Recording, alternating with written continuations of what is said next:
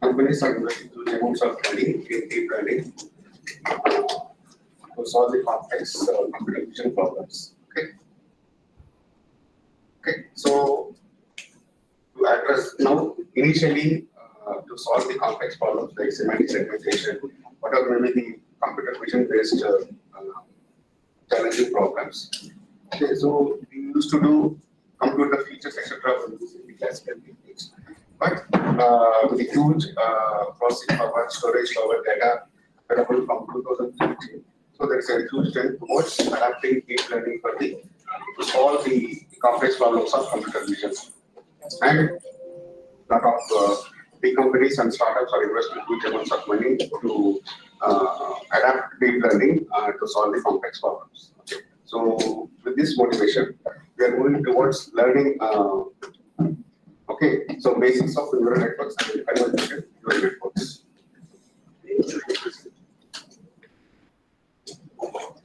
So why we need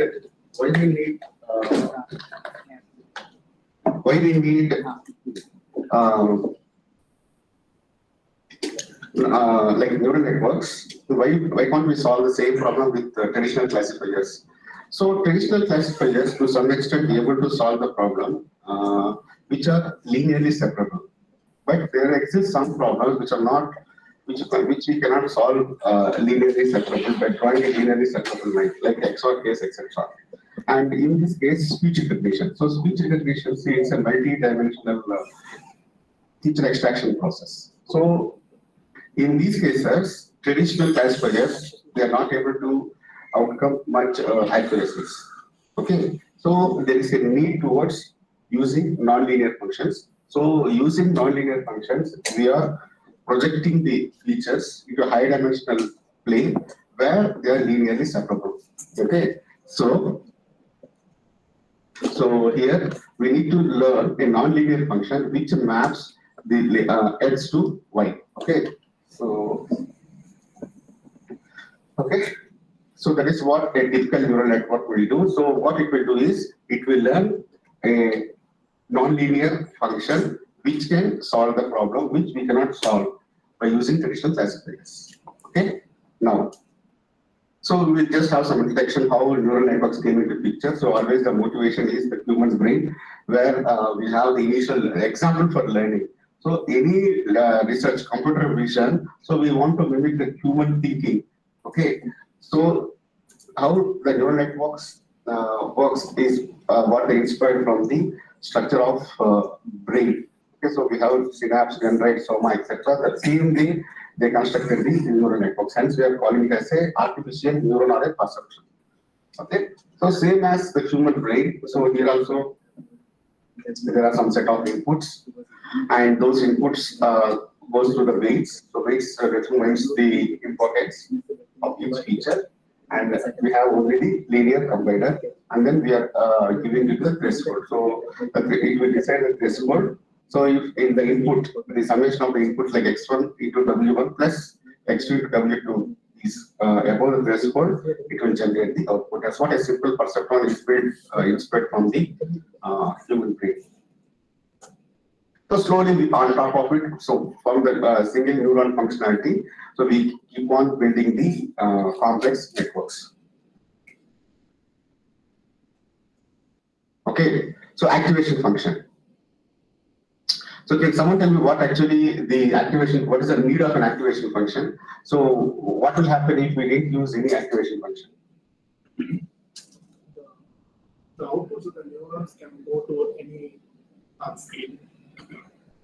There cannot be a cutoff for the values that come into the neuron. Linear summation. Okay. So, even with the number of layers, it can be represented in a single layer only if we have a complete linear representation. So, bring this non-linearity, we will need activation. Okay, what is the advantage? Why we need to go by non-linearity?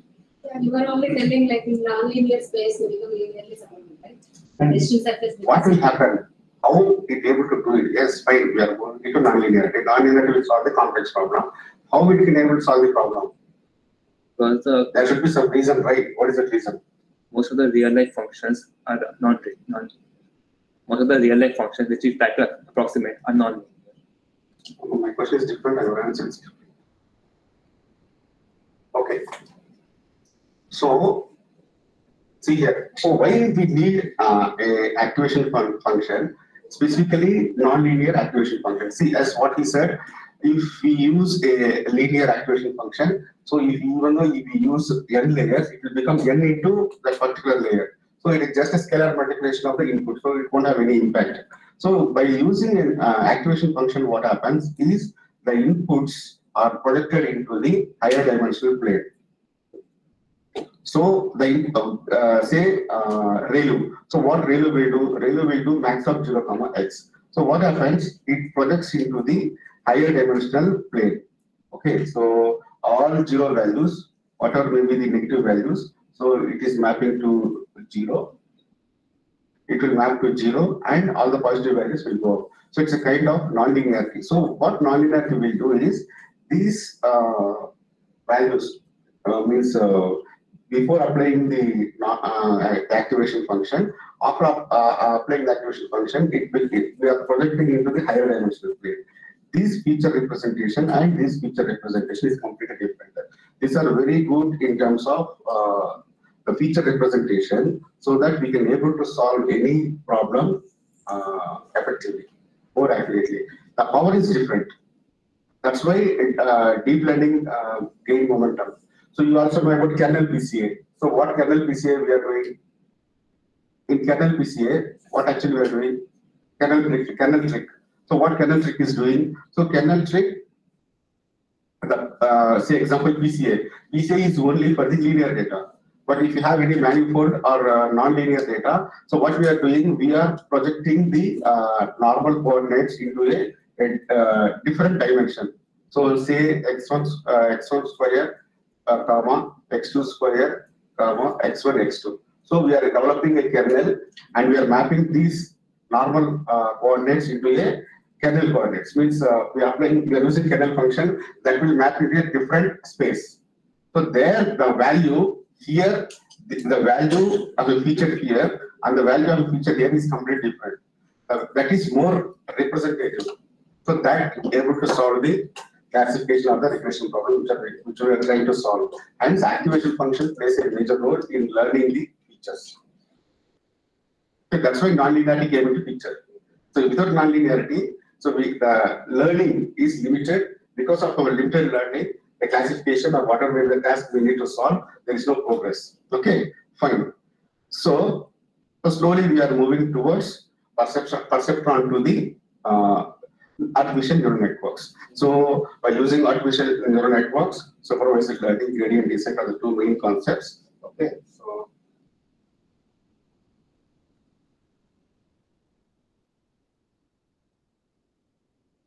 so this is a neural network. Okay, so input layer, we have a middle layer and output layer. So we'll look into what actually the operations will perform in this neural networks. Okay.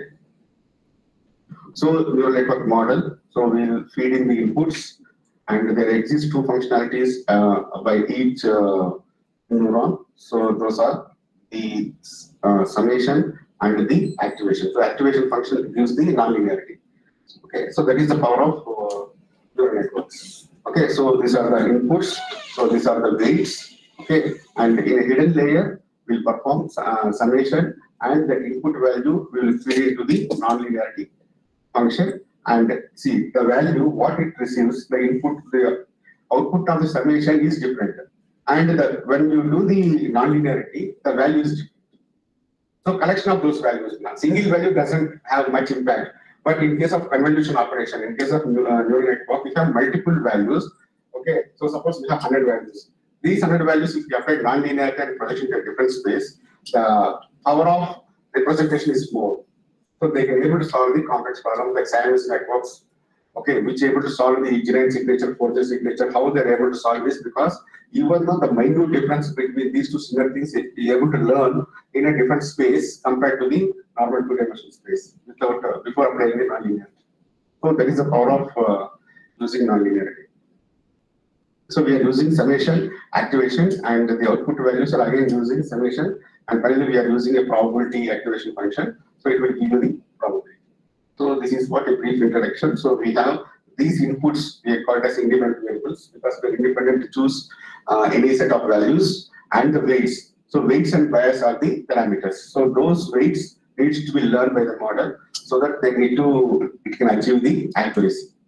Okay. So every layer consists of, every link is associated with a weight. So which maps the input to the neuron. So hidden layer, weights, and the output is a dependent layer because it depends upon the combination of weights and the inputs. Okay. And the last layer is a sigmoid layer. Okay. So which distributes the probability among the classes. Okay. So now, so these are the inputs. First, this neuron performs a computation. Then this neuron will compute. Okay. And then the output, after performing the summation activation, goes through these two links. And then here also will perform the activation. See here. And it will give you the output. Okay. So this is the hidden layer outputs. Okay. Now a simple question. Suppose we have a neural network like this: input layer, hidden layer, and output layer. So they say two-layer neural network. So we have one hidden layer. We have 4 neurons. Okay, and the output layer we have 2 neurons. Okay, and input layer with 3 neurons. So how many total number of neurons are there, and how many learnable parameters are there? So based upon neural network, so we need to compute how many parameters are there. Okay, so how many parameters? 20 plus bias. Bias values. Okay. So 4 for here, 2 for this, 6 plus these 2 I into H plus H into O. So those are the number of parameters, weights, and the number of neurons in the hidden plus number of neurons in the output is the bias. So learnable parameters. Okay. So see here. So how many parameters? So m into n weights plus n biases, total number of parameters. Okay. So see here. Okay. So this simple. So how we will map this image 1024 into 1024? Okay. So if we flatten it, okay. So these are the number of elements, and we are connecting to a single neuron. Okay. So there are some issues with the neural network. So all the connections are not required, are not efficient. Okay. So huge computation and huge storage are the problems in case of neural networks. Okay, see here. So when we flatten it, it almost 1024 1 million vectors. These are all the nodes. So again, suppose if you want to, there's a fully connected node, all the connections you need to connect to one node, next. So there will be, so these connections into number of nodes. So all these connections are not contributing towards the problem. So that's the main drawback here. Okay, so if the number of parameters increases, more data is required. Okay, so what actually, where we need to focus for the classification, maybe in neurons also, maybe neural network or CNN. So while classification, where actually to focus. So when we feed any image, okay, so it looks for the features. Okay, so features are important. So what are the features it will learn? So starting from the smallest features, it moves towards complex. So aggregating these simple features, so it tries to learn the complex features. So if you see here, so simple edges, then corners, blobs. Okay, so based upon colors. Okay, so see here, motifs means corners, blobs, etc. So all these features it will combine, and these are the main points the network looks into and extract the features and try to learn the classification. Okay.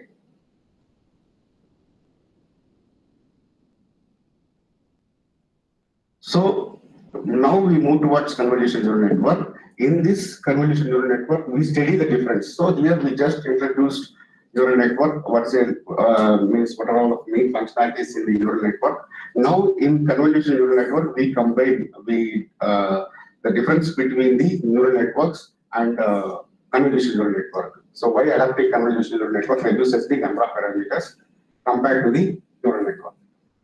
Okay, so convolutional neural network, same thing. So what we are doing here, there will be an image, and image is a matrix with pixel values. Okay, so there exists a kernel. So kernel is a feature extractor. It looks for the presence of a feature. A kernel represents a feature. It looks for a particular feature.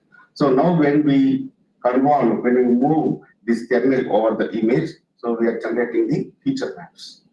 Okay, so highest values indicates the presence of a feature, and the least values indicates the absence of a feature.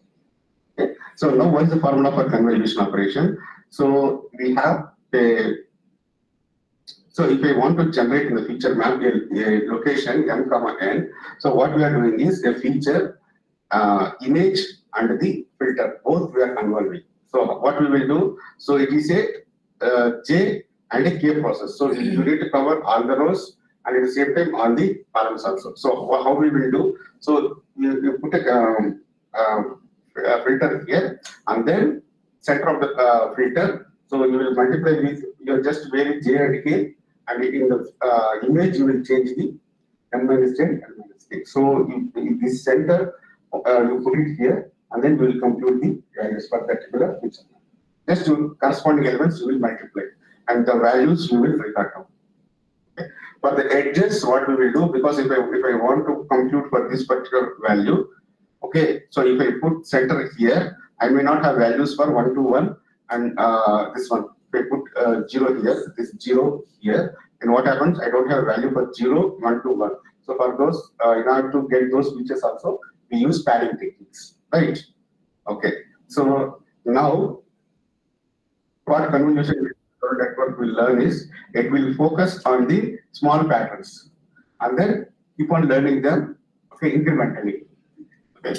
So see here, so it learn the features. Once it learn the features, suppose if it is a peak detector, so the same peak wherever it is present, see here.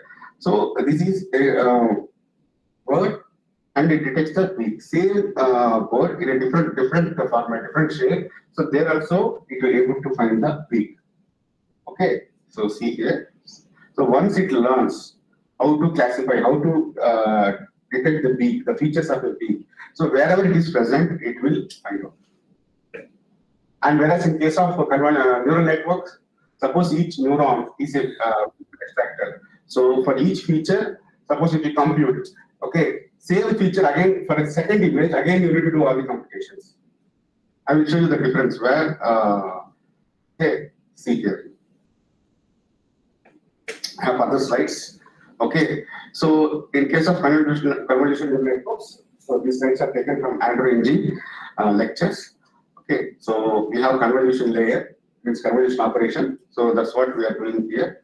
Convolve the feature over an image, and it results into the feature maps. Okay.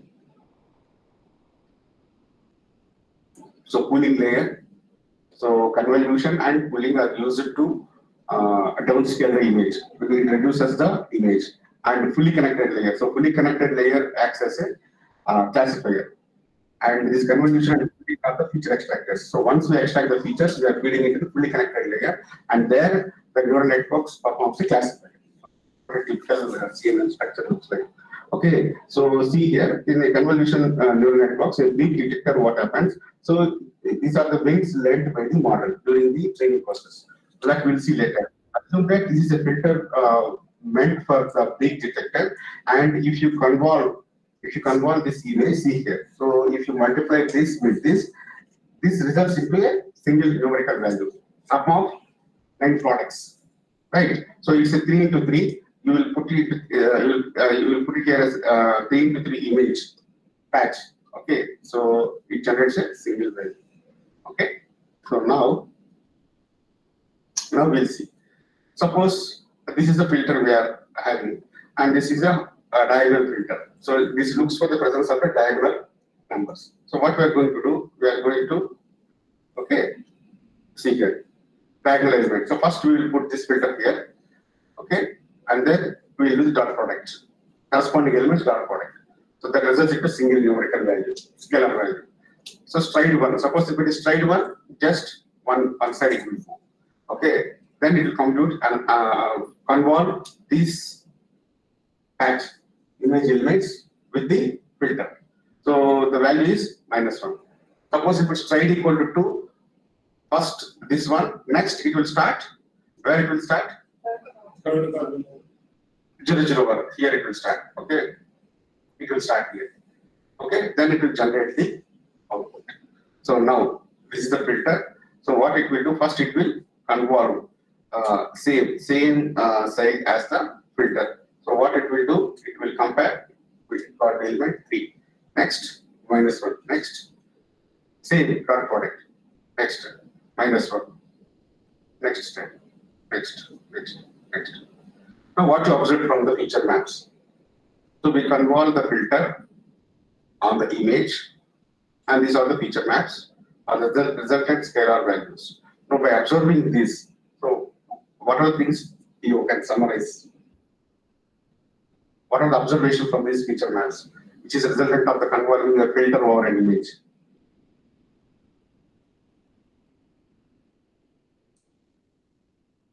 The first stride and the last stride had the required diagonal filter. First stride? First stride, the operation from the first stride obtained a diagonal feature, and Okay. from the last stride. Last stride, you are 50% correct. But of course, you are correct. But it is not last stride, right? So, Last means last row stride. Mm. Last row first row diagonal. after first one. So here if you see the filter value when we convert over an image, so these are the outputs. So few are higher values and few are very less values. Okay, see here, what this higher value indicates, this is the dimensional value in this direction. Here also the feature is present.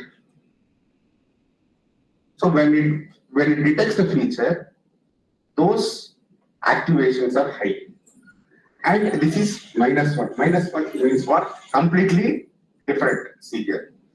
Not close to this pattern. See, -3. Then what -3 indicates? 3 is positive. Exact match with the pattern which we are looking in the image.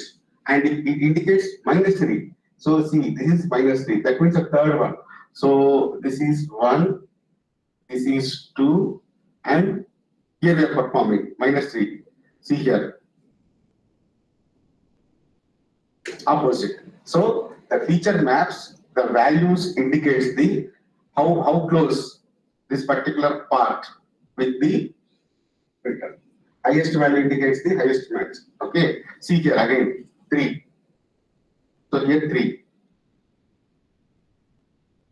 So where we have the highest values here and here. So we are having a match or closest match here. Next, very nearby, we can see any nearby cases. Here we have -2, we'll see next filter. So this is the match. That is a diagonal, and these are the matches. These are 2 matches. That's why those 2 locations are having the highest values. Highest values. Next, one more filter we chosen. That is 111. Same thing. Repeat this filter.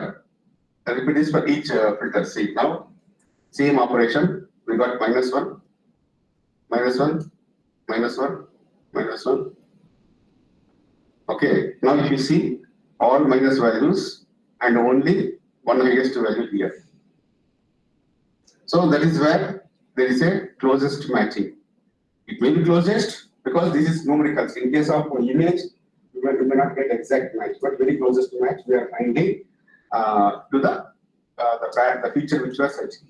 So here the feature we are looking for is -1. Okay, this one. Physical lines. Lines. Okay, so here we got the lines. Okay.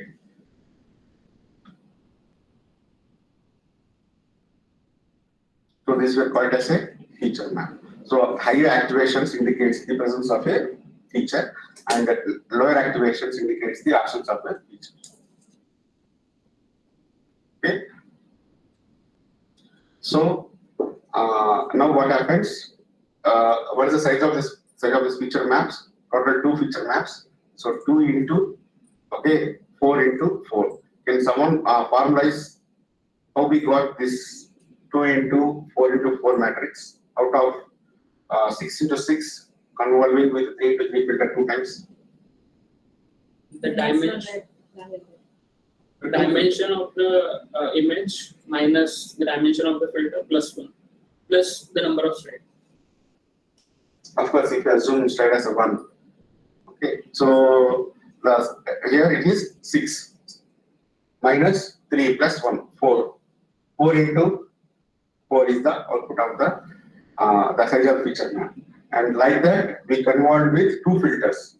So that's why we got 2 outputs, so 2 into 4 into 4. So number of filters into NP minus F plus 1.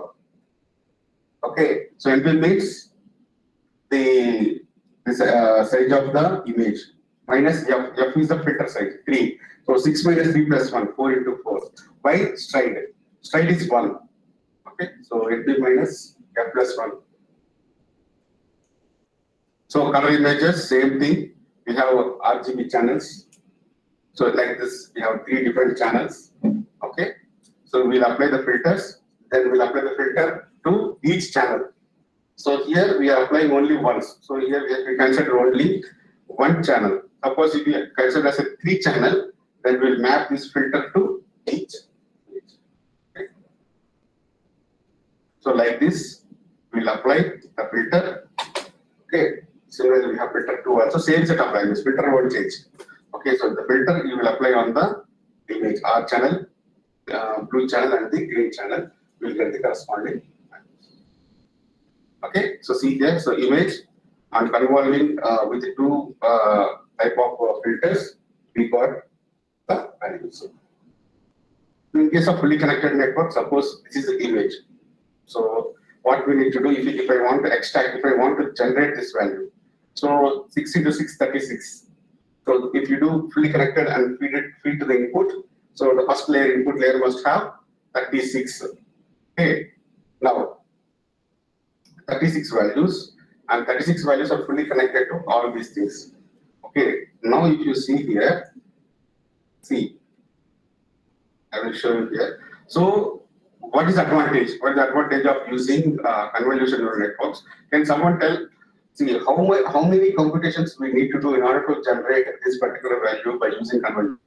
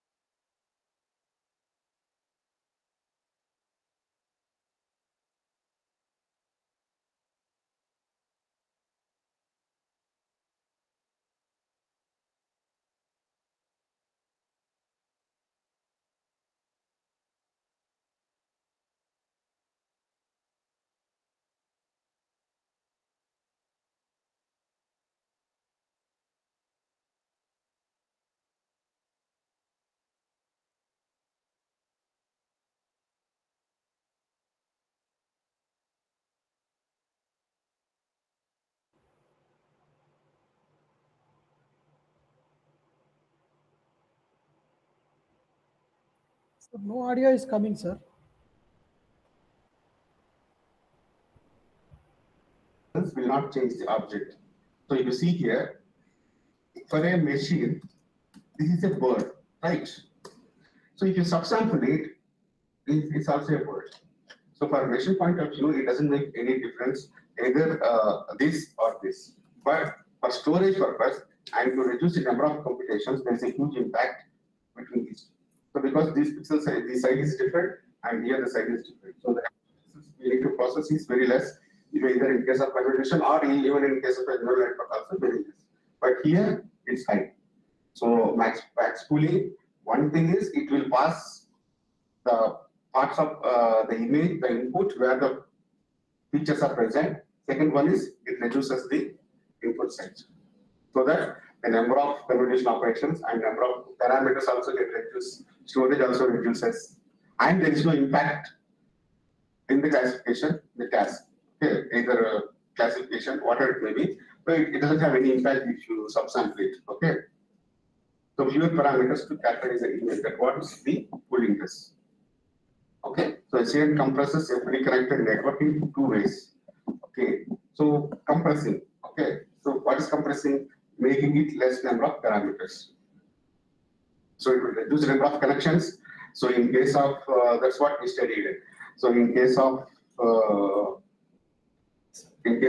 CNN, so we need 9 connections. So 9 connections are enough.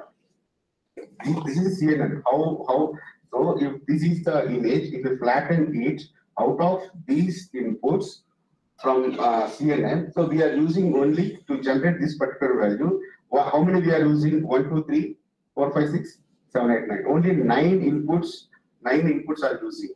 Whereas in case of fully connected, it will use all the 36. So 9 by 1/4 we reduce the number of connections, number of weights also.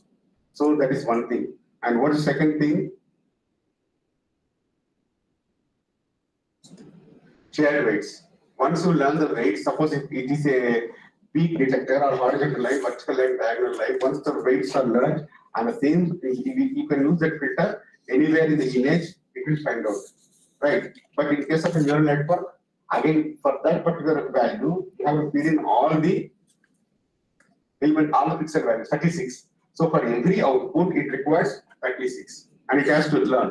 Here, once we find out the filter value, same filter I can convert, then wherever it is present, I can detect the feature. So then further max pooling. So we are passing only the higher values. So these are the main advantages compared to the neural networks. So where we drastically reduce the number of connections and shared weights. Once learned, you can use wherever you want any of the images, and max pooling. Okay. So what is that process? We do convolution followed by max pooling, and these are the feature maps. And further next, and further we'll process. So can someone tell me what is the opposite of convolution operation and where we can use it? Where we can use? So in GANs and diffusion models. So there what happens? Generator, the discriminator discriminates whether it's a real or a fake. So what generator will do? Generator starts from a random noise of 1, 5 or 1, 100. One time it's done, so it tries to extract, pull out the image from that random noise. So it has to generate. So convolution is what reduces the size, whereas the 2D transpose will perform a reverse of convolution operation. It tries to extract the image. So it increases size, one dimension 2D. Okay. So 2D transpose is what the opposite to convolution operation. So here convolution reduces the size, max pooling further reduces the size. Okay. So each filter is a channel.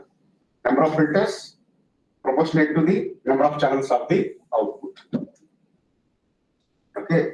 So convolution max pooling, we can repeat any number of times, and that result one convolution and one max pooling. So this resulted into this value.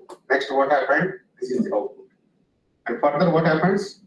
Again, we will perform the same convolution and max pooling operations. So smaller than the original image, but as we move on, the number of the size increases as we move on. But how the size reduces? We have three: width, height, and depth.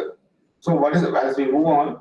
So how the structure changes from an image to feature map? We have width, height, and depth. Starting is, and suppose if we apply some set of convolution and pooling operation, and how these three things will change.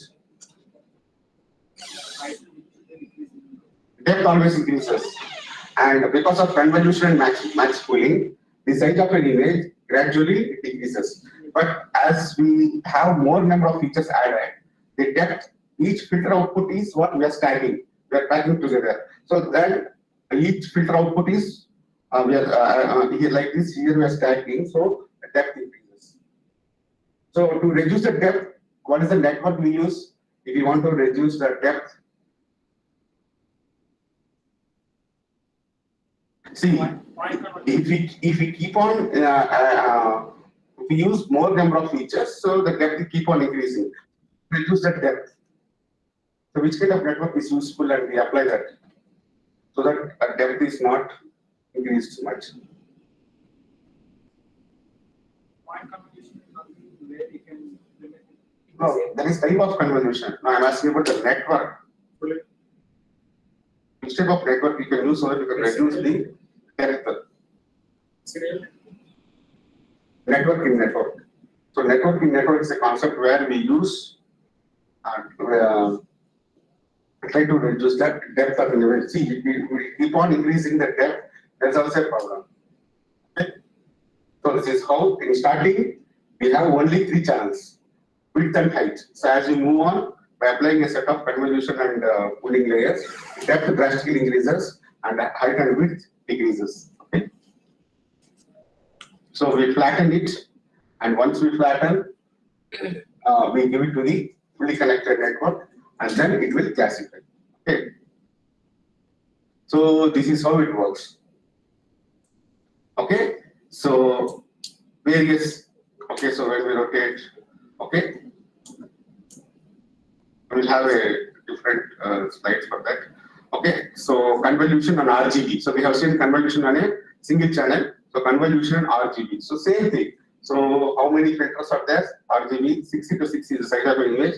3 filters, 3 channels. Here filter also containing 3 channels. So corresponding this with red, second with second, and third with third. Same thing. Okay. So now what happens when I apply this? We'll take this 9 and I will convolve. The second 9, third 9. So total 27 products. All those things we will add, and that will result into a single value. So volume, we will move on to the volume. Same, one channel, volume. So this first will apply on the red, second will apply on the green, third will apply on the blue. So total values we will multiply and we will add, and that's what it comes out to be single value. So 6 minus 3 plus 1, 4. So 4 plus 4 output. Here, there won't be 3 channels. So first we will take this filter, the channel of the filter, will apply onto the red. Same single operation. So 9 multiplications. We'll add those values. Plus second, this one will apply onto the green. 9 multiplications. We will add those 2 values. Then because of this, on the blue, 1 more value. So we will add all those 3. And comes out to be a single scalar value. That single scalar value is here. So only one dimension. But how? What is the width and height? 6 minus same formula. 6 minus 3 plus 1, 4. Like that we can apply. If you have one more filter, 4 cross this one. 4 cross 4 into 2. 3 filters, 4 cross 4 remains same. Number of filters equal to the width, the depth will change. Okay, same thing here. So if you have one more filter, first filter, second filter. So if you combine, it results into 2. Okay, so this is the formula. We have an image n cross n into number of channels. That's what we are convolving with the filter, and the filter is of size f cross f. The mandatory condition is what here? What is the mandatory condition? What is the mandatory condition if you want to convolve the filter with an image, RGB case, or maybe in the single channel case? Huh? The filter size should be a prime number. No, that is not a. That is a practice. You can use even also, that's not a problem. These two must be equal. NC, NC. The number of channels must be equal. RGB, here you must have 3 channels. Filter channels, image channels must be equal. That's it. Okay, so 4 by 4, because of this 4 by 4, and you will combine to form a 4 by 4 plus 4 plus 2. That is also a volume. 4 plus 4 plus 2 volume. So the formula n minus f plus 1 into n minus f plus 1. As of now, there is no striding padding. Simple formula. Okay. So what we'll do here? So this will be a filter. Filter will apply on the images. We will get the 4 plus 4 image. Here you will apply the ReLU. Output of convolution. You will apply ReLU, and then you will add the bias value, and that result will be a single value. Okay, so same set of values. So flattening, you will flatten it, and then you will give it a reconnected head. Okay, so see here, when starting width, height, and depth, and if you see here, this is the depth. So depth increases, 40 is the depth. Okay, width and height reduced drastically. Okay, so this is how. So what is the formula here? N plus 2p minus f by s plus 1. So p indicates padding and s indicates the stride. So n plus 2p minus f by s plus 1. If you use padding and strides. Okay, so here he set some values to try to understand. So once we get these values, this is all the feature extracted. So multiple features are used. So these are the various features extracted. So width is 7 plus 7 into 40, 49 into 40. So 1960. So 1960 we flatten, and then we use it for the softmax operation, which will return the problem. Okay, so input, convolution. See here. So first, keras. CNN in keras, how to implement the code. So now we have seen the mathematical aspect, how the filters work, and we understood the basics of neural networks, basics of CNN, difference between neural network and CNN, what is the convolution operation, what is the max pooling, and we saw diagrammatically also. And now how to do keras, say implement coding, convolution operation. So what is the convolution 2D? Now it is conv 2D. So what we are doing here, 25 filters, and each filter is of size 3, 3. And what is the input share? 28, 28, 1. So channel is 1, gray channel, gray color. Okay, so convolution operation is okay. So there are 25 filters, and each of size 3, 3 is what the meaning, and we will implement the convolution operation, and that is the input size. Okay, so 28 into 28 pixels, and 1 is black or white channel, and this side, if it is 3, indicates the RGB channel, color images. Okay, next, max pooling. So what max pooling? If you want to add max pooling into your code, model.add of max pooling 2, 2. So this same thing, that's what we studied, result into 3. Next, suppose input. So input, that is how you will implement in keras. So input 1 cross 28, 28. So there are RGB representation, channel first or channel last. So this is channel first. So convolution. Now the input, once you apply the convolution operation, okay, what is the output? So we have 25 filters. Each filter will return an output. So we will have 25 outputs. And what is the size of each output? N minus P plus 1. So 28 minus 3 plus 1. 26. So that is what the resultant width and height of image. Like that, 25 filters result in 25 channels. Next, max pooling. So max pooling, 2, 2 max pooling. So what it will do, the number of filters means the depth remains same. Here 26, 26.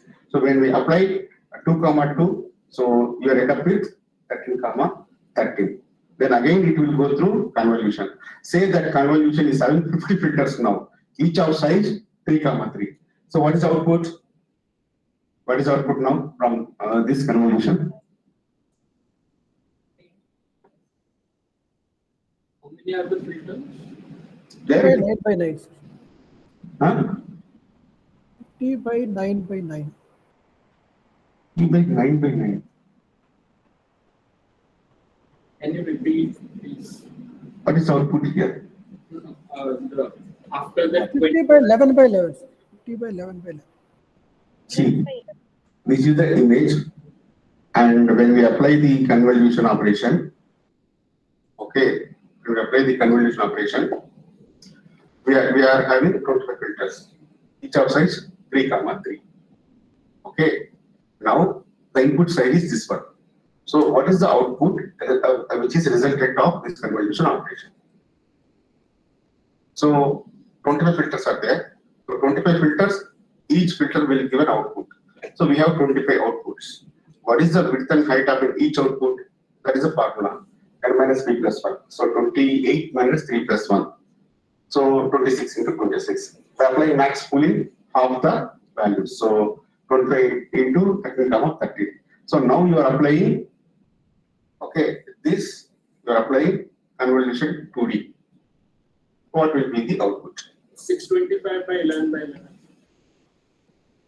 So here we have 50. So each filter will operate on this outcome. So you will have 50 values output. Same. So this is the image size. Okay. 13 minus 3 plus 1.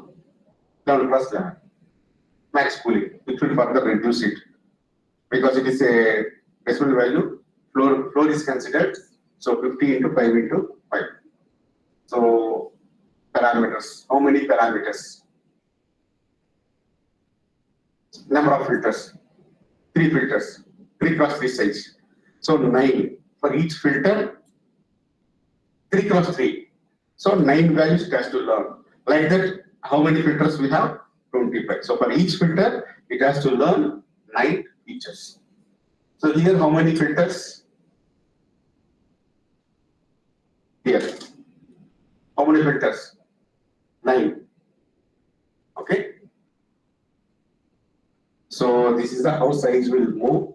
So first, if you give 1 cross 28, 28, slowly it becomes like this, 50 into 5 into 5.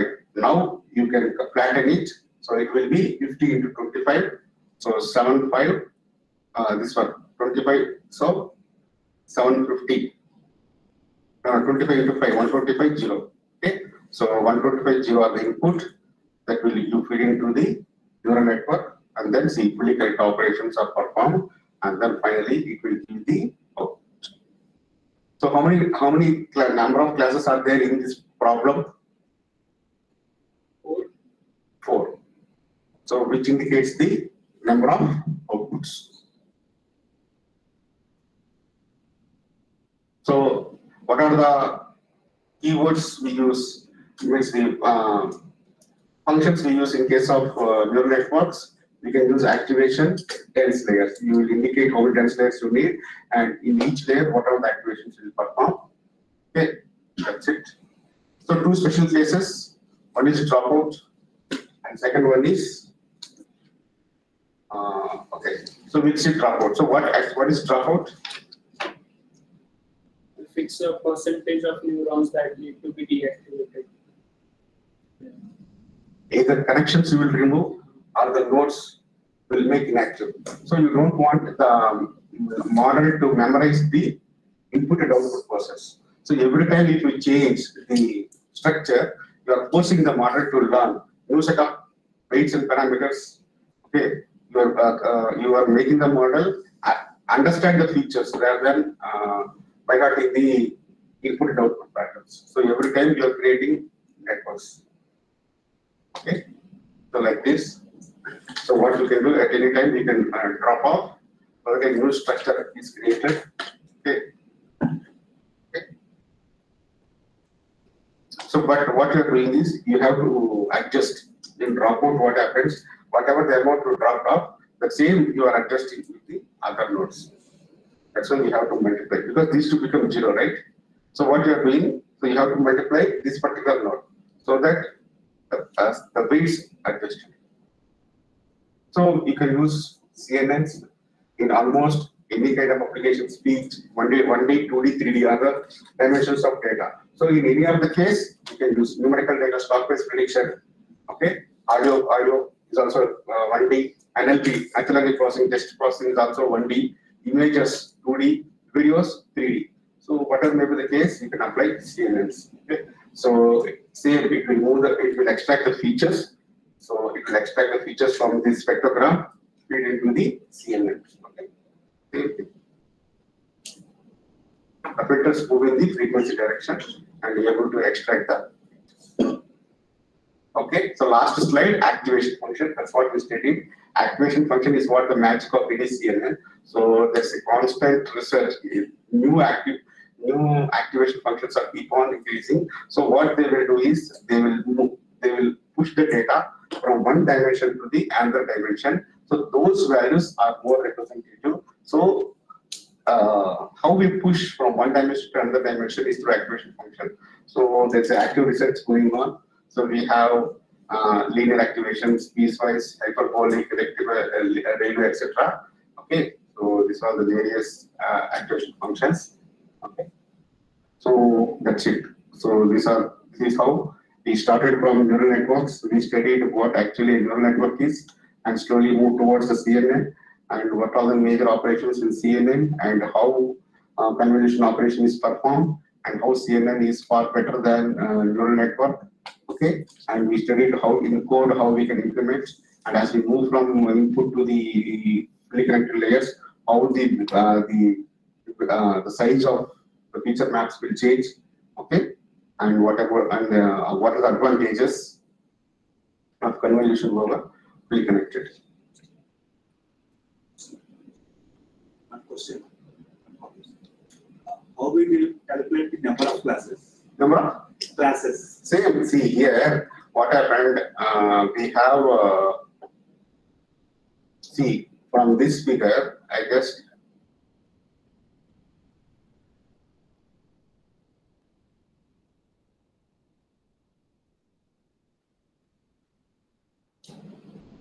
So, where is that? I'm going to ask you the question. See here. So here, so I'm asking how many classes are there. So the output of a neural network is the probability distribution for each class. So how many outputs are there? 4. So 4 outputs, 1 output for 1 class. So total 4 outputs. So my problem is my data set is having 4 classes. That's it. That's why we call it as a 4-class problem. Okay, we'll have a break.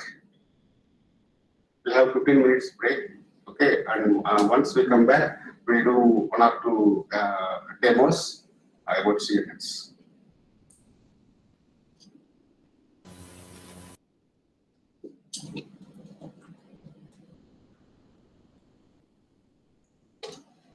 So, any doubts till now? The topics which we covered.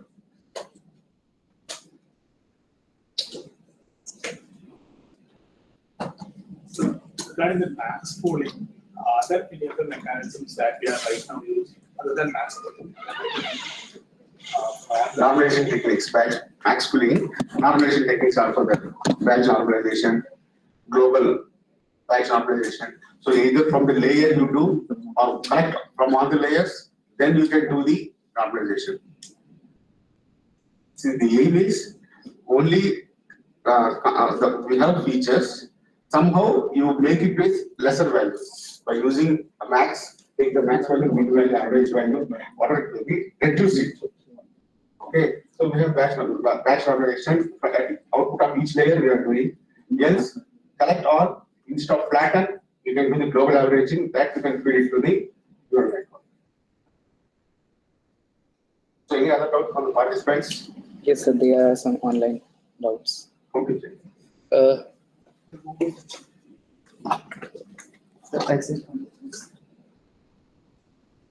Exit, huh?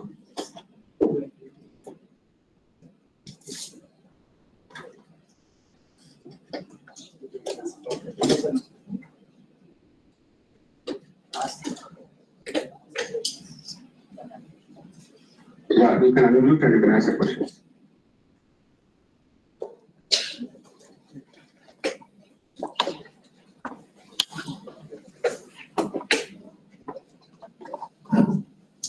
So there is question in chat box.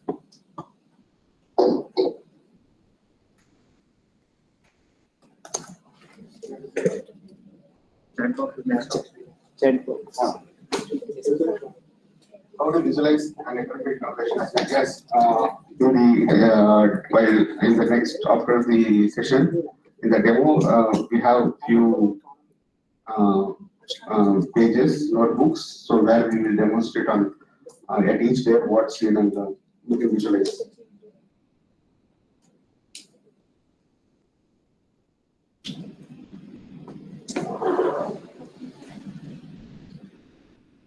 So can we say that in a way dropout is also used to reduce the depth of the network? See, dropout we are using in a neural network. The depth concepts comes when we apply convolution on the number of filters. So the depth concept and dropout concept are occurring in two different networks. So we cannot combine. So the aim of the dropout is what in order to create a dynamic network every time so that it will learn the patterns. And this one. Depth is what proportionate to the number of filters we are using. So these two we cannot combine. But a good question. I will calculate number of class which is equal to the number of outputs. Okay, yeah, thank you.